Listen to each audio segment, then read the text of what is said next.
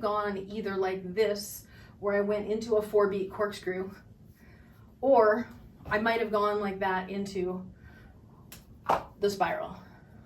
Here's the quick technique on how to teach yourself the spiral over the head. Because you like counterclockwise, it makes sense to do it in counterclockwise. So if you're turning to the left in counterclockwise, what you're gonna do is stop your hands, so you'll have the momentum of the poi going, but then you'll stop, you clap your hands and stack them, so your left hand will stack on top of the right one, meaning your left palm is on the back of your right hand, but up above your head like this.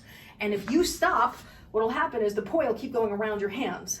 And then as the poi goes around your hands, I mean, you don't even have to have the turn technically, you just have to have enough momentum to get it up and turning.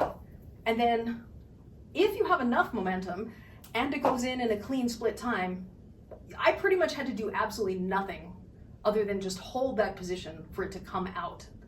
But I probably have really straight lines, straight enough at least for it to wrap around my hand. So if you've got wild planes going in, then it's not gonna work.